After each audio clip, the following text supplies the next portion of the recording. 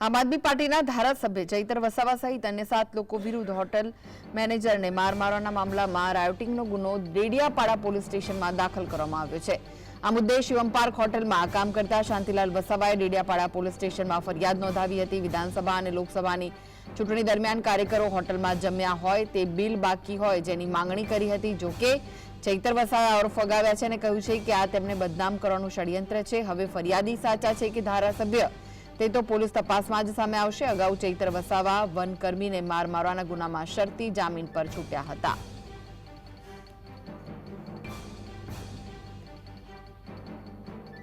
ચૈતરભાઈ એમ કહે છે કે મારા કોઈ કાર્યકરો હોટલમાં જમવા જ નથી ગયા, તો હોટલ માલિક કેમ એમ કહે છે કે એમના માણસો આવતા હતા, એમનું જે બિલ હતું એ બિલ ચૂકવણી થઈ ગઈ છે। ખરેખર એમના માણસો આવતા જ હતા, એ જ સાબિતી હું કરવા માંગુ છું। ખોટી રીતે મારી હોટલમાં ચૈતરભાઈ એમના માણસો જમી ગયા એવી વાત કરી છે। હું લોકસભાની ચૂંટણી દરમિયાન 1 કે 2 દિવસ દરમિયાન જ હું ડેડિયાપાડા આવ્યો હતો અને ક્યારે એ હોટલ પર હું જમવા પણ નથી ગયો, છતાં એ શાંતિલાલભાઈ હોટલના બિલના નામે 50,000 રૂપિયા લઈ ગયા છે અને ફરી 1,28,000ની માંગણી કરે છે, જે ગેરવ્યાજબી છે। અને શાંતિલાલભાઈ કહે છે કે અમને ઘરે આવીને ઢોરમાર મારે છે, એ પાયાવિહોણી વાતો છે। અને જે રીતના શાંતિલાલભાઈએ ગાળામગાળી કરી છે, એના વિડીયો, એના CDR, એના મોબાઈલ FSL તમામ બાબતોને લઈને આજે અમે પોલીસ ઇન્સ્પેક્ટર શ્રીને અરજી સુપ્રત કરી છે।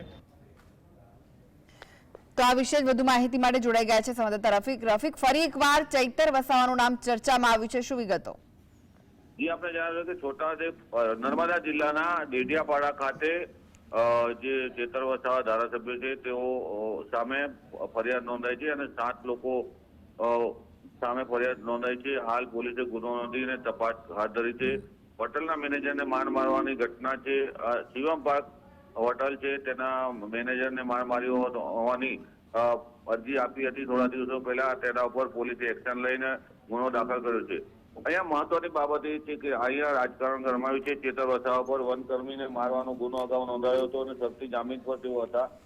હાલ જે ઘટના બની છે જે નર્મદા જિલ્લાના ડેડિયાપાડામાં, જેમાં ચૈતર વસાવા કહી રહ્યા છે કે જે હોટલના બિલના નાણાં જે તે સમયે આપી દેવામાં આવ્યા હતા, 30,000 રોકડા અને 30,000 રૂપિયા એકાઉન્ટમાં અને 20,000 રોકડા।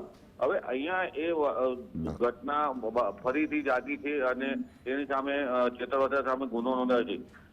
રાજકીય અદાવતમાં આ રીતના જે ફરિયાદો ચૈતર વસાવા પર થઈ રહી છે, એટલે એક અહીંયા સવાલ ઉઠી રહ્યા છે કે વિપક્ષનો અવાજ પણ દબાવવા માટે પ્રયાસ થઈ રહ્યા છે। હાલ આદિવાસી વિસ્તારમાં જે વિપક્ષની કામગીરી કરતા હોય ચૈતર વસાવા, એ ચૈતર વસાવા છે, કેમ કે કોંગ્રેસ અને બીજા પક્ષો જે છે તેઓ દબાઈ ગયેલા છે।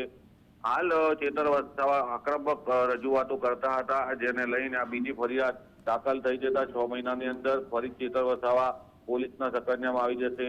7 લોકો સામે ફરિયાદ નોંધાઈ છે। હાલ ચૈતર વસાવા ગમે તે પુરાવા મૂકે છે નિર્દોષ હોવાના, પરંતુ પોલીસ ચોપડે હાલ ગુનો નોંધાઈ ગયો છે, એટલે તેઓની આગામી દિવસોમાં ધરપકડ કરવામાં આવશે અને તેઓ સાથે સંડોવાયેલા લોકોની ધરપકડ કરવામાં આવશે।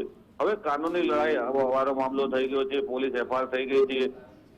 નર્મદા જિલ્લામાં આ ચૈતર વસાવા પર બીજી ફરિયાદ થઈ છે।